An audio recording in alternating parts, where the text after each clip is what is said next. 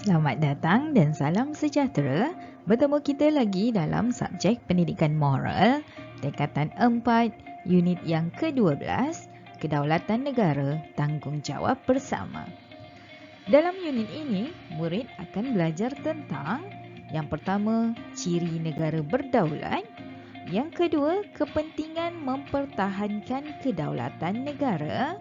Yang ketiga, cabaran dalam mengekalkan kedaulatan negara. Yang keempat, kesan pengabaian tanggungjawab mempertahankan kedaulatan negara. Yang kelima, perasaan apabila menjalankan tanggungjawab untuk mempertahankan kedaulatan negara. Dan yang terakhir, penglibatan diri dalam aktiviti bagi mengekalkan kedaulatan negara. Cadangan nilai bagi topik kali ini adalah yang pertama nilai patriotisme, yang kedua nilai bertanggungjawab, yang ketiga nilai hormat, yang keempat nilai keberanian dan yang kelima nilai kerjasama. Baiklah murid-murid, mari kita tengok ciri negara berdaulat. Yang pertama ciri dia adalah merdeka. Apa yang kita maksudkan dengan merdeka? Iaitu negara tersebut bebas membuat keputusan sendiri tanpa campur tangan daripada negara lain. Yang kedua, mempunyai pentadbiran kerajaannya sendiri.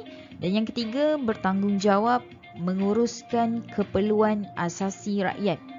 Jadi ciri pertama, negara Malaysia telah pun adalah, iaitu kita sudah pun merdeka. Kita tengok ciri yang kedua, iaitu beridentiti nasional. Yang dimaksudkan beridentiti nasional ni adalah dia mempunyai bendera rasmi, kita ada jata negara, kita ada bahasa Melayu sebagai bahasa kebangsaan, kita ada prinsip rukun negara dan kita ada lagu kebangsaan. Ini adalah ciri-ciri negara berdaulat. Jadi kita ada bendera Malaysia yang kita panggil sebagai jalur gemilang. Kita juga ada jata negara. Kita juga mengamalkan bahasa Melayu sebagai bahasa kebangsaan. Kita ada prinsip rukun negara dan kita ada lagu kebangsaan. Ini adalah ciri negara berdaulat yang kedua. Kita tengok yang ketiga adalah bermaruah dan berwibawa. Maksudnya dekat sini, kuasa politik yang stabil, ekonomi yang mantap dan juga warga negara yang berkualiti. So kita ada ketiga-tiga ciri ini, iaitu kuasa politik stabil, ekonomi mantap dan warga negara yang berkualiti. Ciri keempat adalah berstruktur pemerintahan sendiri. Maksudnya antara komponen dalam perlembagaan persekutuan termasuklah pemisah kuasa. Kita panggil sebagai doktrin pengasingan kuasa, iaitu antara perundangan, bidang perundangan, bidang kehakiman dan bidang eksekutif, iaitu bidang pentadbiran. Tiga kuasa ini kita pisahkan untuk mengelakkan berlakunya pertindihan kuasa. Seterusnya mengamalkan pemerintahan raja berperlembagaan dan kita juga mengamalkan sistem demokrasi berparlimen. Dan ciri yang terakhir adalah bebas dari pengaruh luar, di mana perpaduan rakyat terjamin, keamanan dan keselamatan rakyat terpelihara dan juga keunikan budaya dikekalkan. So kita ada 5 ciri ini yang kita panggil sebagai ciri negara berdaulat. Jadi semua negara di dalam dunia ini mempunyai ciri-ciri tersebutlah. Sebab tu kita boleh iktiraf dia sebagai sebuah negara berdaulat. Ada pertambahan info. Apa yang dimaksudkan dengan raja berperlembagaan, iaitu sistem pemerintahan beraja mengikut peruntukan dalam perlembagaan Malaysia. Seperti yang awak telah belajar dalam tingkatan 3, iaitu berkenaan dengan perlembagaan Malaysia, iaitu merupakan salah satu dokumen ataupun undang-undang tertinggi di Malaysia. Yang di Pertuan Agong menjalankan tanggungjawab sebagai ketua negara. Ketua negara, pentadbiran negara pula bersandarkan perlembagaan. Jadi beza antara ketua negara kita adalah yang di Pertuan Agong, manakala ketua pentadbiran bagi ketua kerajaan bagi Malaysia adalah Perdana Menteri. Itu yang kita panggil sebagai Raja Berperlembagaan. Okey, seterusnya info tambahan. Malaysia ialah sebuah negara yang mengamalkan demokrasi berparlimen di bawah pentadbiran Raja Berperlembagaan dengan Seri Paduka Baginda Yang di-Pertuan Agong sebagai ketua negara. Sistem demokrasi berparlimen meletakkan pemisahan kuasa antara 3 cabang utama iaitu perundangan, kehakiman dan eksekutif, iaitu kuasa pentadbiran lah. Okey, ini adalah info-info tambahan apa yang kita panggil sebagai demokrasi berparlimen dan apa yang kita panggil sebagai raja berperlembagaan. Kita mengamalkan ataupun Malaysia mengamalkan kedua-dua sistem inilah. Okey, sistem raja berperlembagaan dan sistem demokrasi berparlimen. Alright, seterusnya langkah mempertahankan kedaulatan negara menjadi tanggungjawab setiap warga negara. Setiap warga negara siapa? Kita lah. Kita semua. Okey, kedaulatan negara diperoleh hasil perjuangan dan pengorbanan generasi terdahulu. Generasi terdahulu maksudnya atuk nenek moyang kita lah. Okey, oleh itu generasi kini harus memahami kepentingan mempertahankan kedaulatan negara yang dinikmati. Generasi kini tu kitalah semua. Kita semua kena fahamlah kepentingan kenapa kita nak kena pertahankan kedaulatan. So kalau kita dah tak merdeka lagi, kita bukan negara berdaulat lah. Kalau kita dah tak ada sistem politik yang stabil, kita pun dah tak berdaulat lah. Jadi kenalah mempertahankan apa yang kita ada sekarang. Okey, dengan perkara-perkara yang positif sebagai warga negara Malaysia. Okey, so kita akan tengok kepentingan mempertahankan kedaulatan negara. Kenapa kita perlu mempertahankan kedaulatan negara? Okey, yang pertama, mengekalkan kemerdekaan negara. Okey, sistem pemerintahan yang stabil. Macam tadi saya kata, ciri negara berdaulat adalah merdeka. Tapi sekiranya kita sudah tidak merdeka, kita dijajah oleh negara lain, maka hilanglah ciri, satu ciri negara berdaulat dalam negara kita. Jadi pertahankanlah kedaulatan negara dengan mempertahankan dan mengekalkan kemerdekaan negara kita. Okey, kepentingan kedua, maruah negara terpelihara, iaitu tidak terpengaruh dengan anasir subversif. Okey, anasir subversif ni maksudnya anasir ataupun perkara-perkara yang negatif lah, perkara yang boleh menjatuhkan sesebuah negara. Okey, kepentingan ketiga, mengekalkan kestabilan politik, di mana pemerintahan mengikut acuan sendiri. Tak adalah kita ikut acuan negara sebelah ke, negara lain ke. Okey, negara lain suruh buat macam ni, kita ikut. Kita adalah negara berdaulat, jadi kita ada pemerintahan kita sendiri. So kita bebas memerintah negara kita mengikut kepada acuan kita sendirilah. Okey. Alright, seterusnya kita ada kepentingan dia mengukuhkan perpaduan dan keharmonian rakyat Malaysia dengan memberikan sumbangan kepada pembangunan negara. Jadi kita sebagai warga negara Malaysia, apa yang perlu kita buat adalah berilah sumbangan. Bukannya memberi sumbangan kepada perkara-perkara yang negatif, tetapi bagilah sumbangan kepada perkara yang boleh membangunkan negara. Okey, jadi sebelum nak buat sesuatu perkara, fikirlah adakah awak buat tu satu sumbangan kepada pembangunan negara ataupun sumbangan kepada perkara yang menjatuhkan negara. Okey, kita generasi kini kena mempertahankanlah apa yang kita ada sekarang.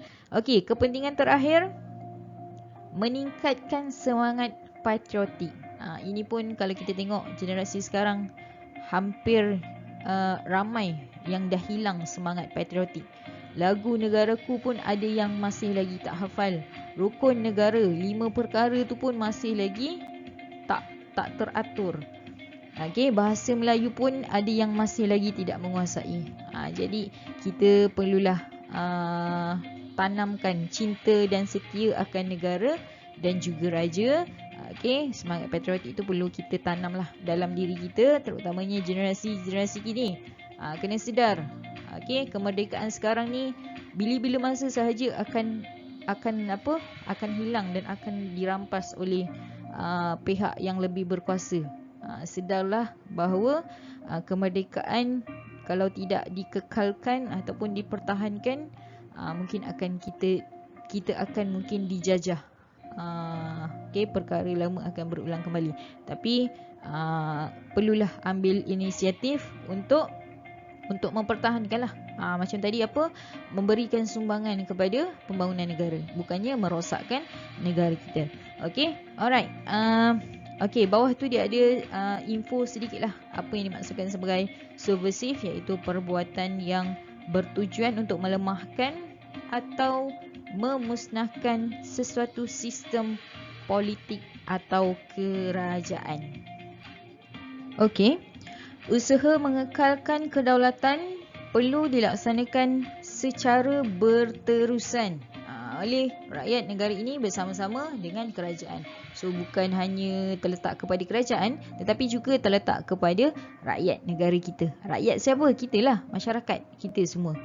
Okey, namun begitu pada era globalisasi kini terdapat pelbagai cabaran yang boleh menggugat kedaulatan negara yang perlu dihadapi. Sebab itulah saya kata perlu mengekalkan kedaulatan, tapi dalam masa yang sama banyak cabaran-cabaran di sekeliling kita. Jom kita tengok apa cabaran untuk kita mempertahankan kedaulatan negara pada masa kinilah, cabaran kepada kita lah, generasi kini. Yang pertama, penularan berita yang menggugat kedaulatan negara. Ini sebab sekarang banyak dah tular berita-berita palsu yang kita tidak tahu kesahihannya, dan disebabkan perkembangan teknologi maklumat dan komunikasi, jadi perkara itu tersebar dengan lebih cepatlah. Ini yang kita takutkan pada masa kini. Okey, yang kedua adalah taraf ekonomi dan sosial yang tidak seimbang dalam kalangan masyarakat. Ini juga cabaran. So bila taraf ekonomi dan sosial tidak seimbang, jadi berlakulah ketidakpuasan hati dalam kalangan masyarakat. Jadi berlakulah pergaduhan, berlakulah tindakan-tindakan subversif tadi tu. Okey. Seterusnya, generasi muda yang kurang semangat patriotik terhadap negara pun samalah. Saya dah cakap tadi, generasi muda sekarang tiada ataupun kurang semangat patriotik. Okey, lagu negaraku tak hafal, kalau nak sambut merdeka pun tak ada perasaan semangat. Okey, biasanya kita akan excited nak sambut hari kemerdekaan, tapi generasi sekarang kurang. Lagi banyak suka menghabiskan masa dengan menghadap telefon bimbit dan juga permainan di atas talian. Okey, jadi kena sedarlah tentang cabaran tersebut. Okey, cabaran lain adalah tindakan kuasa besar yang mencabar kedaulatan negara. Kita tahu kita sebuah negara membangun, jadi ada kuasa besar lagi di luar sana, ada negara yang lagi berkuasa dekat luar sana yang bila-bila masa boleh mengganggu-gugat kita punya kedaulatan negara. Jadi inilah yang cabaran kita sebagai generasi muda. Okey, seterusnya adalah cabarannya rakyat kurang jati diri dan mudah terberdaya dengan hasutan dalam dan luar negara. Okey, tengok sikit budaya barat terikut-ikut. Tengok sikit cerita Korea, hiburan pun dah terikut. Jadi jati diri sebagai rakyat Malaysia tu hilang. Okey, seterusnya terpedaya dengan hasutan. Baca berita-berita dari luar negara, tak tahu kesahihannya, percaya dan sebarkan kepada rakyat tempatan. Kalau boleh kita tak naklah perkara-perkara yang sebegitu berlaku dalam negara kita. Jadi itu antara cabaran. Jadi kita perlulah menghadapi cabaran yang mendatang, dengan membuat perkara-perkara yang boleh mengekalkan kedaulatan negara kita. Baik, seterusnya, rakyat Malaysia perlu berbangga kerana dapat bersama-sama mempertahankan kemerdekaan sehingga hari ini. Okey, berapa tahun kita dah merdeka dari tahun 1957 sampai hari ini. Okey, lama nak mempertahankan kemerdekaan tu. Kealpaan dan kegagalan mempertahankan kedaulatan negara boleh mendatangkan pelbagai kesan buruk yang menjejaskan kedudukan negara. Jadi kita generasi muda janganlah terlalu alpa, terlalu seronok sangat, terlalu selesa dengan kemerdekaan yang kita kecapi sekarang sehingga kita lupa dan akhirnya memberikan kesan buruk kepada kedudukan negara kita lah, dicabar oleh pihak luar. Pihak luar tengah tunggu sahaja negara kita rakyat berpecah belah, so dia boleh ambil kesempatan untuk take over. Jadi hati-hati, jangan alpa, jangan terlalu seronok dengan apa yang kita kecapi sekarang, tetapi pertahankanlah kemerdekaan dan juga kedaulatan yang kita ada sekarang. Okey, kita tengok kesan pengabaian tanggungjawab mempertahankan kedaulatan negara. So awak fikir tak apalah, orang lain nanti akan pertahankan, aku relax-relax je. Tak boleh lah. Kalau semua berfikiran macam awak, siapa yang nak mempertahankan kedaulatan negara? Jadi setiap warga negara ada di antara kita ni perlulah ada semangat untuk mempertahankan kedaulatan negara. So bila kita tak ada semangat nak mempertahankan, inilah kesan-kesan dia. Yang pertama adalah tradisi dan norma masyarakat semakin dilupakan. Macam tadi saya kata, tengok Korea, tengok cerita barat, mudah terpedaya dan rakyat mengagungkan budaya luar berbanding budaya tempatan. Pakai pun dah pakaian yang mencolok mata. Buat pun pergaulan bebas antara lelaki dan perempuan, itu bukan budaya kita. Tapi bila dah terpengaruh dengan budaya luar, jadi pengaruh tu dibawa masuk ke dalam negara kita. Kesan kedua adalah perpaduan dan keharmonian terjejas, di mana rakyat saling bermusuhan. Yang ketiga, aktiviti ekonomi negara terbantut, pembangunan negara terjejas. Yang keempat, kestabilan politik negara, sistem pemerintahan negara tergugat.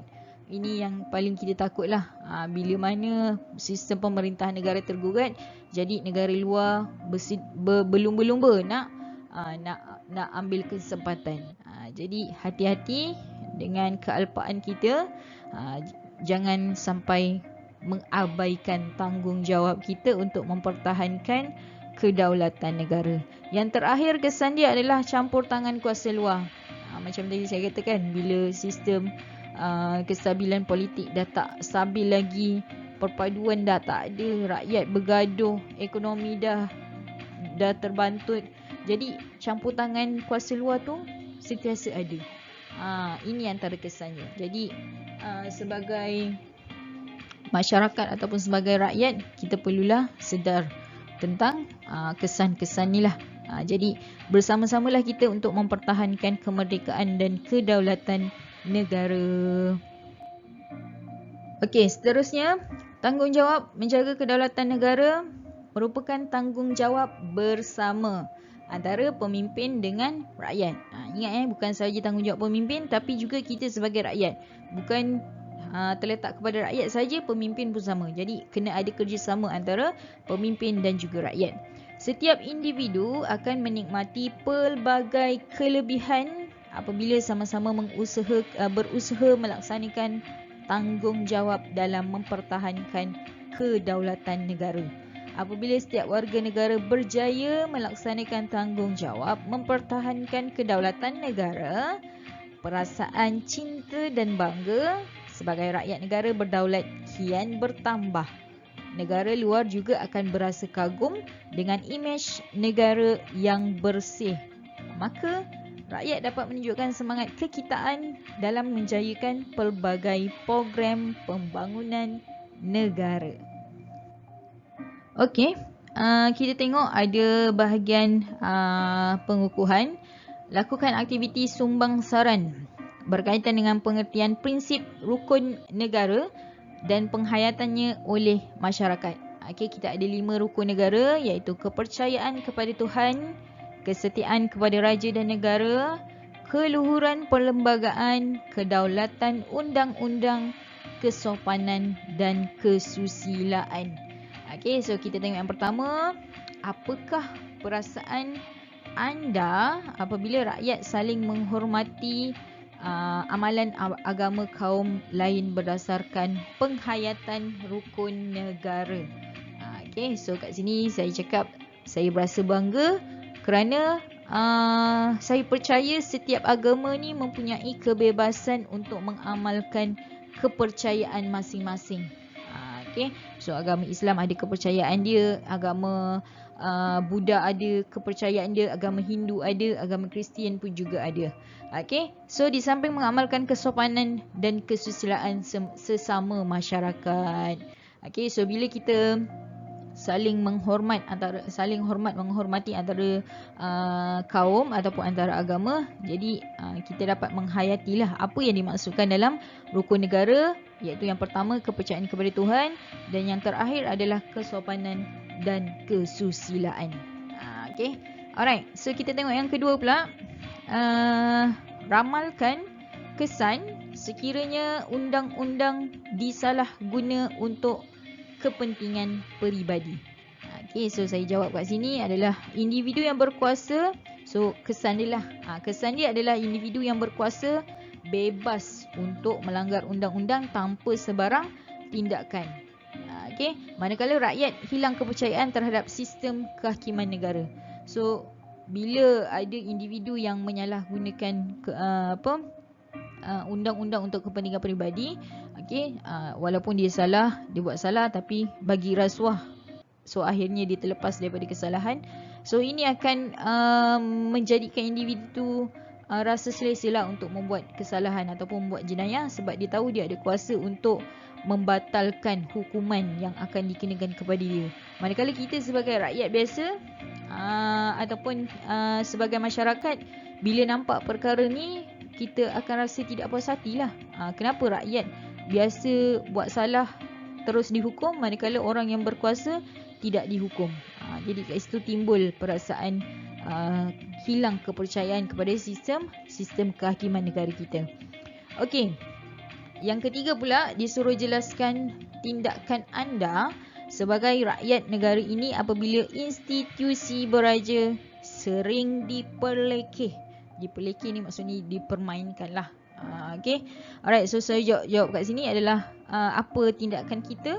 Kita perlulah menyebarkan kesedaran, share kesedaran kan kepada masyarakat tentang fungsi institusi beraja dalam sistem pemerintahan negara dan mengajak masyarakat menghayati prinsip rukun negara yang kedua. Apa prinsip rukun negara yang kedua? Iaitu kesetiaan kepada raja dan negara. Okay, kita ada negara, kita ada raja dan termaktub di dalam perlembagaan bahawa raja adalah ketua negara bagi negara kita. Jadi kita perlulah menyatakan kesetiaan kepada raja dan negara, dengan menghormati institusi beraja yang ada di negara kita. Okey, seterusnya yang keempat, soalan dia, sejauh manakah amalan nilai universal dapat mewujudkan keharmonian dalam kalangan masyarakat? Okey, saya jawab kat sini adalah nilai yang pertama iaitu nilai patriotisme dan nilai bertanggungjawab. Dualah nilai universal saya nyatakan kat sini. Dapat mendidik masyarakat sayang dan cinta kepada negara dengan menyumbang bakti demi pembangunan negara. Okey, ini sejauh manakah? So maksudnya nilai patriotisme dan bertanggungjawab tu dapat mendidik masyarakat lah. Okey, seterusnya nilai hormat dan kerjasama dapat melahirkan masyarakat yang bersatu padu dan saling menghormati walaupun berbilang budaya.